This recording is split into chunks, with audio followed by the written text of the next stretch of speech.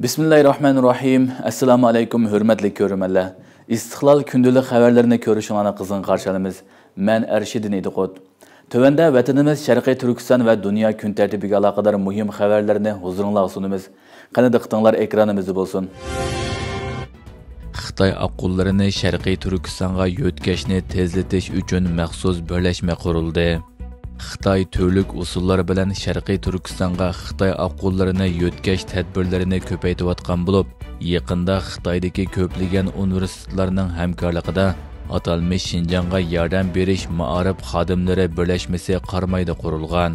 Xitoy tashviqot organi Tangritog' to'rining xabaridan ma'lum bo'lishicha, Xitoy Neft universitetining boshchiligida Beijing qatnash universiteti, Hubei elektr sanoati universiteti, Xi'an elektron fan texnika universiteti qatorliq 19 universitet 7-iyul Sharqiy Turkistonning Qarmay shahrida atalmish Şinjanga yordam berish ma'arif xodimlari birlashmasini rasmiy qurib chiqqan.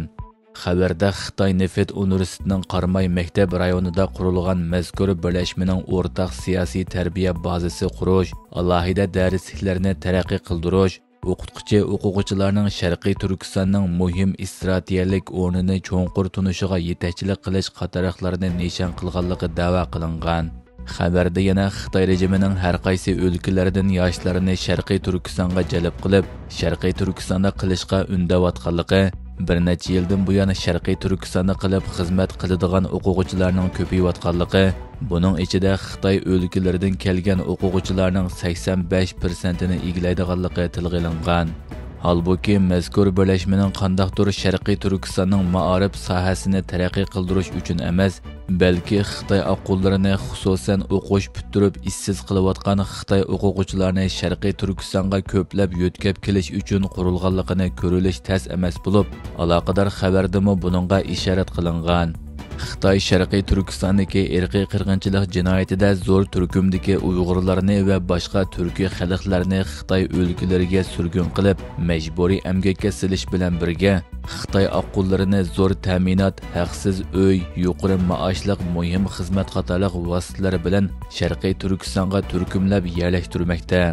Xitoy bu orqali bir tarafdan Xitoy o'lkalarida borgan siri og'irlashayotgan ishsizlik masalasini hal qilsa, yana bir tarafdan Sharqiy Turkistonning nüfus qurilmasini buzib butunlay xitoylashtirishga urinmoqda. Amerika Xitoyning sun'iy aql modellarini izchil tekshirmoqda ekan. Xitoyning sun'iy aql suplari xalqaro o'xshamagan tariqada bozor egallayotgan bir vaziyatda, Amerika hukumati Xitoyning sun'iy aql programmalarining Xitoy rejimining ideologiyasiga moslashtirilmaganligini izchil baholab kelmoqda ekan. Reuters agentligining 9-iyuldagi xabarida qayd qilinishicha, Amerika Tashqi ishlar ministrligi va Savdo ministrligi baholash xizmatini birlikda ijro qilayotgan bo'lib, yaqinda baholanayotgani bo'lsa Alibaba shirkatining Kuan 3 sun'iy aql modeli va DeepSeekning R1 modeli ekan. Baholash jarayonida Xitoyning mazkur sun'iy aql programmalaridan xitoycha va inglizcha muayyan savollar so'ralgan va javoblarining Xitoy kommunist rejimining siyosatlariga qanchalik mos keladiganligi baholangan. Amerika Tashqi ishlar ministrligining bir amaldori baholash natijasini oxirida oshkora e'lon qilishi mumkinligini va bu orqali boshqa davlatlarni Xitoyning ideologiyalik yo'nalishiga ega bo'lgan sun'iy aql programmalari haqida ogohlantirganligini bildirgan. Reuters agentligining xabarida aytilishicha, navbatda Xitoydagi sun'iy aql modellarining yangilanishiga ergishib, har bir yangi nusxasida cheklamalar borgan sari ko'paygan. Bu Xitoydagi sun'iy aql shirkatlarining o'z mahsulotlarini Xitoy rejimining siyosatiga moslashtirishga kuchayotganligini ko'rsatib berdi ekan.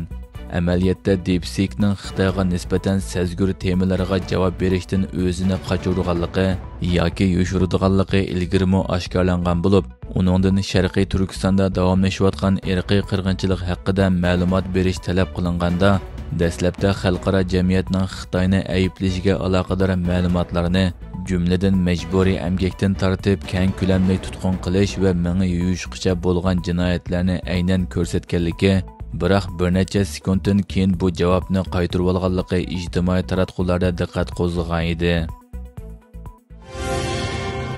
Isroiliya amaldori Hamas qurol tashlamasa urush davomlashadi dedi.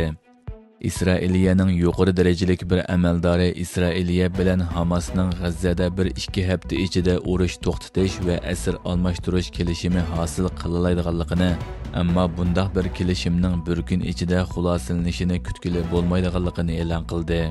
Mazkur amaldor Israiliya bosh ministri Benyamin Netanyahuning Washington ziyorati jarayonida bu haqda chorshanba kuni bayonot berib, agar taraflar taklif qilingan 60 kunlik urush to'xtatishni qabul qilsa, İsrailiyaning bu muddatdan foydalanib Falastin qarshilik ko'rsatish harakatining qurolsizlanishini talab qiladigan mangulik urush to'xtatish taklifini sundiganligini aytgan. Ismini oshkorlashni xohlamagan amaldor agar Hamas bu taklifni rad qilsa, qirg'inchilikni davomlashtirganligini ilova qilgan. Bu bayonotlar Amerikaning qo'rshav ostidagi G'azzada urush to'xtatish kelishimini qabul qilish uchun Israiliya bosh ministri Benyamin Netanyahuga bisim ishlatayotgan bir paytda e'lon qilingan. Netanyahu bo'lsa eng yangi bayonotida G'azzadagi falastinliklarning xolis rayondan ayrilishda tanlash erkinligiga ega bo'lishi kerakligini bildirgan va Israiliya yoki Amerikaning ularni majburiy ko'chirishga urinayotganligini inkor qilgan. Ma'lum bo'lishicha, Israiliya 2023-yili 7-oktyabrdan buyon qo'rshav ostidagi G'azzada ko'pinchisi ayollar va kichik bolalar bo'lib, 57,500 dan ortiq falastinlikning jiniga zomin bo'lgan. Falastinning rasmiy xabar agentligi Vafoning xabariga qaraganda, vayron bo'lgan uylarning xarobalari ostida taxminan 11,000 falastinlikning jasadi borligi mo'ljallanmoqda. Mutaxassislar bo'lsa G'azzadagi haqiqiy qazo qilganlar sonining Falastin doiralari e'lon qilgandan ko'p yuqori ekanligini, bu sonning 200 ming atrofida bo'lishi mumkinligini mo'ljallamoqda. Hurmatli ko'ruvchilar, bugungi xabarimiz mushu yerda oyoqlashdi. Ko'rganingizga rahmat. Ertadagi programmada ko'rishguncha omon bo'lg'aysizlar. Allohga omonat.